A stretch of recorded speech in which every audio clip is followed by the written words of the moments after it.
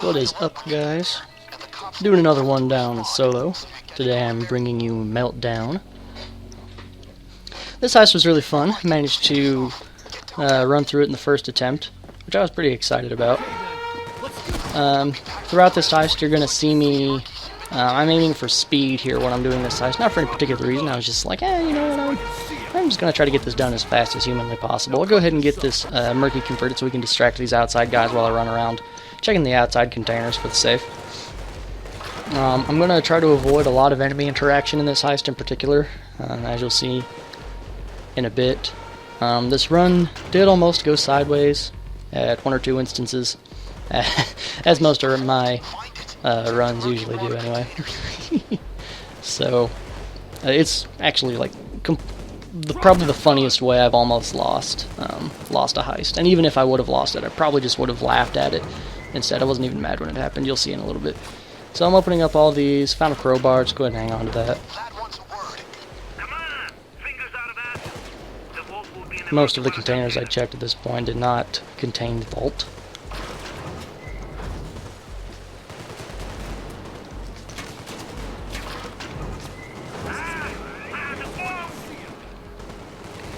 Found it in this green vault here. I was trying to circle around it, try to avoid enemies as much as I could. However, I really couldn't avoid just catching all these guys on fire. They were going to tear me up otherwise, but it wasn't that big of a deal. I mean, I wasn't trying to just completely, disregard enemies or anything like that. Go ahead and take this Murky as a converted as well. Go ahead and take this one as hostage. This is my build that has hostage taker aced on it. So I do want to try to keep converteds and hostages at all times so I can get that sweet, sweet health regen. Poking around looking for a key card. I'm pretty sure key cards don't spawn in either this room or the upstairs control room on higher difficulties. However, I just like to check. I don't know if the chance is actually 0%, but in case it's really low. I'm only running around looking for extra crowbars. Managed to find one here. Get my armor regen there for a second. And again, just trying to stun enemies with my fire as I run away. My ultimate goal is going to be to keep as many enemies alive as possible, aside from my converteds murdering them. So that the assault wave can be extended and perhaps go into fade by time as opposed to by enemy kills. Or at least once my converteds have wiped most of the enemies off the map and those enemies are trying to chase me down. Usually it turns out to be specials that have yet to be killed by the converteds. Typically shields, maybe dozers. Kind of just depends. Still up here looking for crowbars. Shield just kind of was clipping through the walls there. It's kind of funny. Spooked me for a second. So, one of the interesting things about this heist, or about this run in particular, as I was doing it, was the fact that in the warehouse it was actually just so easy to, I don't know, I felt so maneuverable. It felt so easy just to run around enemies even though they were all over the place. I get kind of swamped in one or two locations, but for the most part I was able to take cover behind crates and other large things pretty easily. I'm just kind of hanging out here before the dozer decide to rush me down. Just, killing time as long as I can, waiting for the vault to overheat. Dozers started coming for me, so started ducking and weaving throughout the crates. Found a lot of packages. I just couldn't find a third crowbar, which is fine. The temperature increases on the vault quickly enough while there are two crowbars in there, but I did want the third one. I was also considering trying to grab all the extra loot on this dice, because it's really not that difficult since you can pack all of the loot on the forklift simultaneously.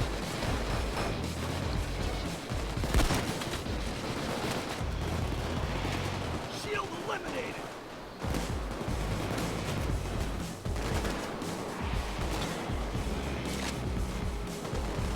Dozer!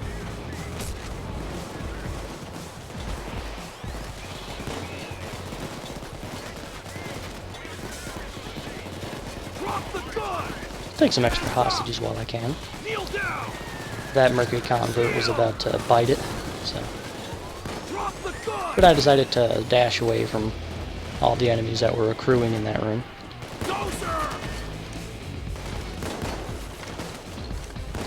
I'll walk up here to try to check the time, or the temperature on the bulb. I decided to, since I have a little bit of breathing room, I'm going to try to put the forklift into position, but of course when I thought I had breathing room, I actually didn't have breathing room. It's taking a few shots at me. I put the forklift on the wrong side because I somehow forgot the fact that the vault doesn't open from the side that you put the crowbars into the fans. Assault Wave hadn't ended here, but the music just kind of started cutting in and out as though it was going into fade or had entered fade. So that was a pretty nice cue. Drop it! This track, something storm overload, bullstorm overload, or storm something overload?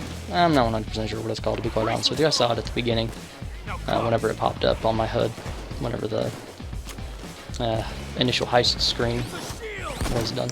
Anyway, it seemed to indicate when fade was pretty close to arriving or whatever, because the music would just suddenly quiet down, and then it would pick right back up. I go ahead and decide to kill this Murky, so I can grab another convert with a bit more health. I was going to take that guy, but decided, nah, and just grab this convert instead. And this is when I realized that I was a dummy, and put the forklift in the wrong place. I got kind of obliterated by these two guys right here, which is fine. Kind of disappointed though. I've been doing so good about not taking tons of damage and not getting down up until this point, just to kind of have it go a little sideways there for a second. I throw a concussion grenade here, I believe, so that I can run past this dozer and go to the med bag that is right here, because I can hit it behind this crate. Thankfully, dodge held out long enough for me to dodge some of those shield shots, and then the dozer just says, "Nah, you know what? You don't need that. You don't need your health. You don't need this down." And then I went all the way down, like instantly went into fatal mode here, and I was like, "Are you freaking kidding me? It was just one shot. This game is so stupid." But then, clutch feign death. I love that skill.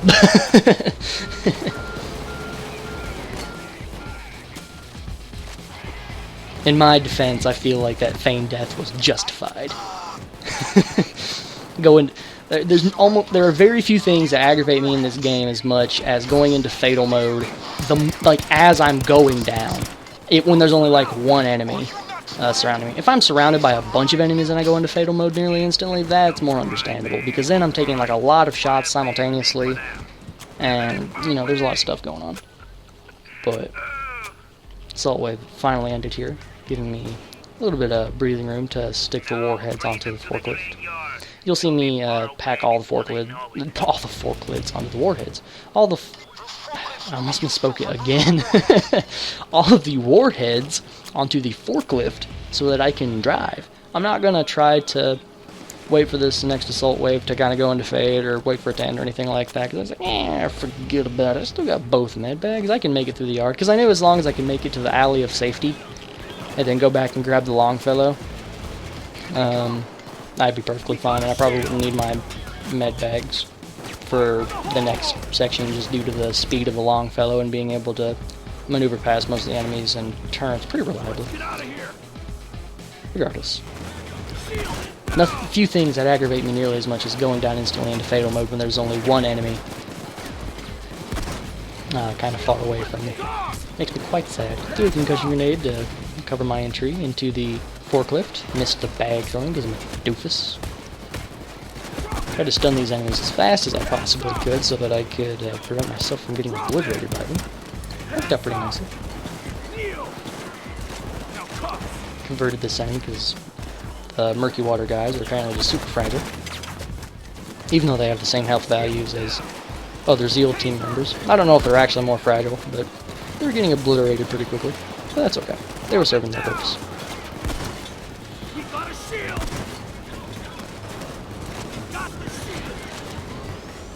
So now I hop on my forklift shortly after this assault wave has begun, and I begin my journey to the great beyond. The alley of safety. One of my favorite places in this game. I was banking on the fact that I was probably going to go into Swan Song, so I wasn't too upset when this happened. I was expecting it to happen 2 or 3 times. I just wanted to get myself into a slightly better position so that I could jump up and place a med bag down before I got pot-shotted by a sniper. Thankfully, I managed to hit the med bag before that happened, even though I'm back in the Swan Song. It's still alright. I tried to hit the sniper just to take him out, but it didn't really work all that well. Managed to get a feigned death, so I just said, forget it, we're just going on. Forklift armor protected me a little bit of dodge, but then I took more damage. And went back in the Swan Song. Again, I wasn't really too bothered by it. I still had my other med bag, and I really just wanted to get into the alley of safety. I wasn't thinking properly, and then I got off on the wrong side of that stupid forklift when I should have jumped out earlier. But I managed to actually get the sniper through a little crack in the forklift, which was pretty nice. I'm glad I attempted to do it because I was about to give up. Threw my med bag down there instead of waiting to put it in the alley of safety because, knowing my luck, I was probably going to get sniped in the back. That's okay. I always expect bags to fall off when I'm driving up this slip as I take the forklift into the alley of safety. Since I had to place down both med bags as I was approaching the alley, I was in fact going to go back and get the Longfellow. My original plan was just to drive the forklift all the way through and take it through the quote-unquote shortcut area to get it directly to the train without having to drive all the way around. It saves a little bit of time, saves an extra trip on the Longfellow, and if you can get by quickly enough, you usually do, okay. But since I didn't have any extra med bags to lay down in case a SWAT turret just decided to tear me a new one, I decided it'd probably be a more intelligent idea to go back and get the Longfellow.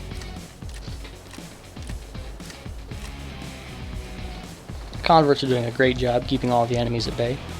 Of course, checking sniper areas to make sure I wasn't going to get surprised. Managed to peel out on the Longfellow before taking any amount of health damage, which is pretty nice.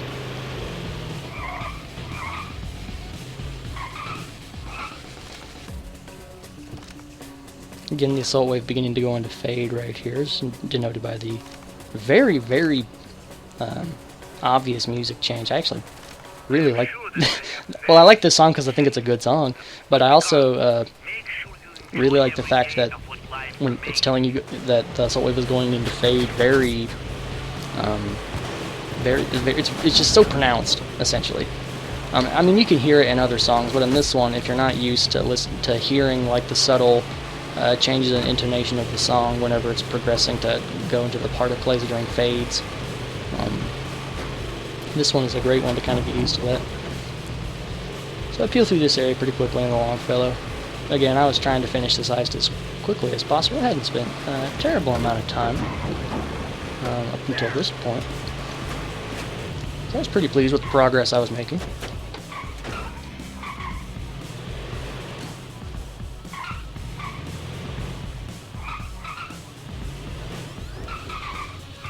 No enemies were spawned on the bridge, so I had a easy breezy time just throwing the loot up into the train.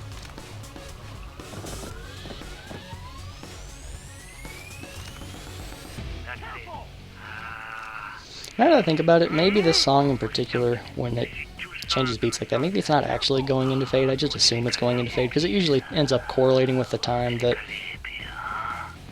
pardon me, that the assault wave goes into fade. And it might just be coincidence. However, it really seems to me as though the change in the portions of the song does seem to indicate when it's going. I know it does for other songs, but maybe that part in particular, sniper hit me pretty dead on right there. Anyway, so yeah. At least it's a nice song. So this is right about the part where things began to get a little crazy. So I decided to aim down this way to kind of, maybe try to kill this sniper. Of course, I don't have a super good bead on him, and my cavity, as I've mentioned before in previous videos, isn't, or maybe I haven't mentioned this, regardless, it's not the most incredibly accurate gun on the planet, or in this game, which is fine. Meaning if snipers are quite a distance away, of course my locomotive Dragon's Breath rounds won't hit them, or at least the damage fall off from the shotgun pellets won't impact the snipers at all. And I just kind of have to spray and pray in a concentrated area, hoping that my bullets will land on the sniper like I wanted to. having a bit of a difficult time. Just spamming it. We got down to 15 bullets, and I was like, oh, okay, whatever. I better save these in case of an emergency. Close the back of close the trunk so that I can get in the car and use the shift key to look in reverse mode so I can drive backwards here in just a moment.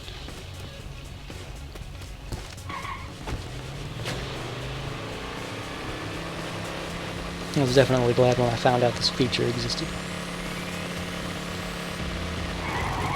My J-turn, or K-turn, or whatever you want to call it, pretty sure it's a J-turn, wasn't as smooth as I would have liked it to be, but that's probably due to the car physics of the game. Slowed down so my armor would regen before I continued to peel out. Thankfully that second turn didn't do too much. And right here is when chaos happens.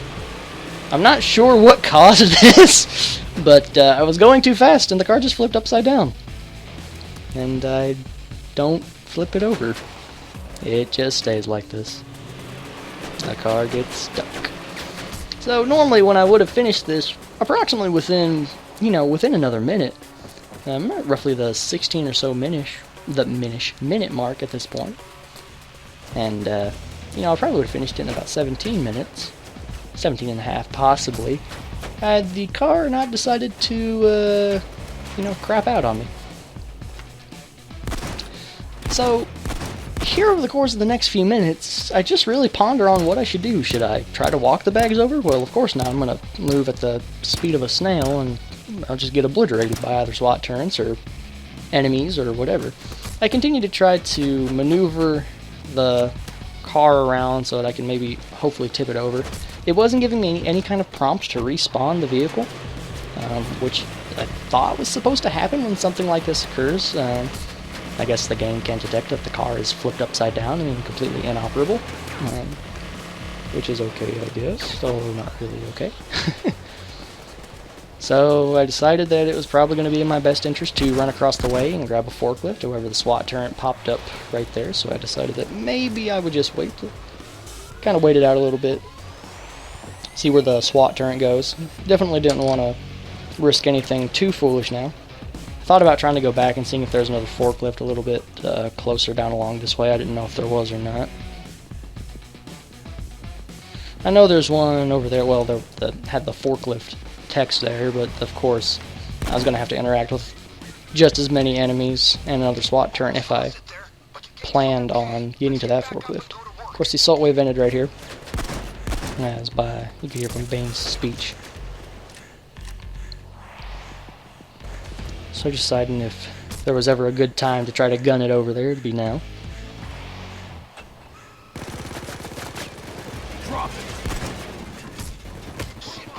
Trying to take as much cover as I possibly can, however it's proving to be a bit difficult. So I just go ahead and hop in this forklift. Thankfully I still had hostages or converts or whatever. Armor wouldn't regenerate, and I didn't want to put myself in a worse pickle than I was. I think the SWAT turret was still locked on to me, and if it wasn't the SWAT turret, then it was all the enemies just trying to shoot at me. So I just went ahead and got in the forklift and said, forget it, I'm going on. I didn't want to run this enemy over on my right. I wanted to keep him alive just in case I needed a quick and easy messiah.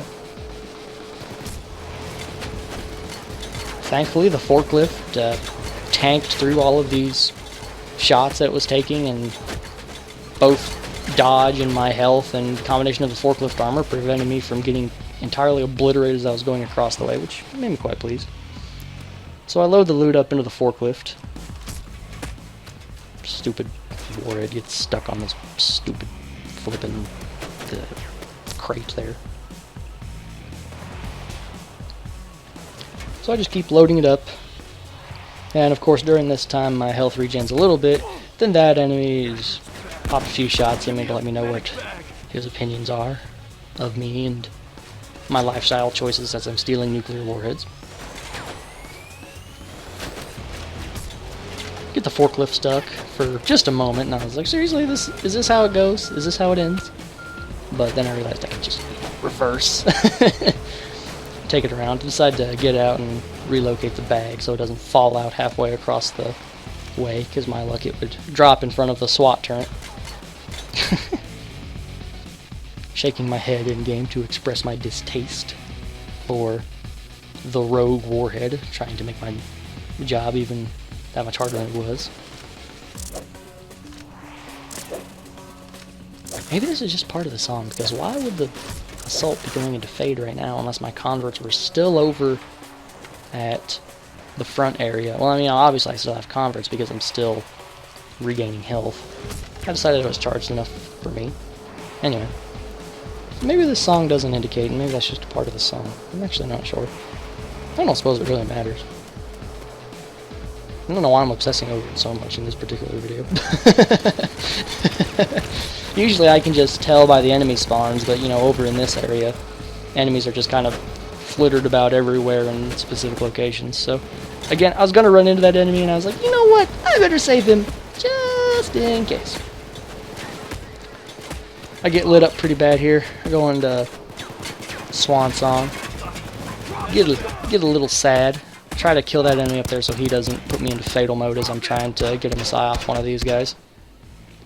Thankfully, I go into Swan Song as I'm sorry, not going to Swan Song. I get feigned death as I'm switching weapons to hit them with the Loco, and then go directly back into Swan Song in my haste to try to deal things because I was still caught in mid reload for the cavity. So had to use my Messiah charge there. I get stuck on this as I'm trying to hide. At this point, I was not panicking, but I was thinking like, well, this is pretty much the end. I decided to drive the forklift a little further back this way. I hide in this corner. Of course, that enemy could still kind of shoot me, but then here in a moment I realize that I can move a little bit to my left. And then I could just kind of hide behind the forklift and the crate. And I try running back and forth and hoping that as I'm sprinting, my increased dodge chance will prevent these people from hurting me.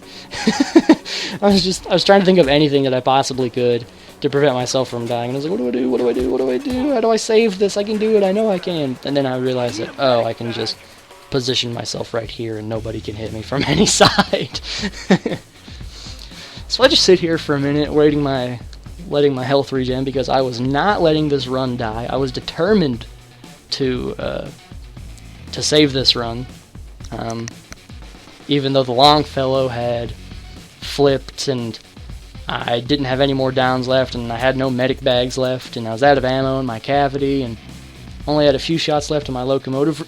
Regardless of all of those things, I still was not ready to give up this run. Especially because it was my first attempt and I was really feeling it. I was like, I can do it. I can do it. I know I can do it. So, I believe this is a important example as to why you should always try. You should never give up. Because obviously the video is being uploaded, so you can assume that this does, via some divine intervention, miraculous level of BS-ery, I do manage to make it. I decide that this is enough health that I'm going on, hoping the forklift will protect me and get over the train tracks with minimal difficulty, although it kind of gets caught. Forklift armor was protecting me a little bit, but so long as I could get up in the train, I was pretty much good to go. Just let my armor recharge and I could just pull bags directly up and throw them in. So then I just let my armor recharge and go back and forth. So that's really all there is to it. So, although things got a little crazy towards the end, this heist actually wasn't too terribly difficult. Like I said, I got it on my first attempt. I was pretty pumped that I managed to save it. A few of those downs were a bit unnecessary, in my honest opinion, simply because, you know, if the Longfellow wouldn't have flipped. But it all worked out in the end. That was Meltdown Solo 1 down with no AI, and thank you guys so much for watching.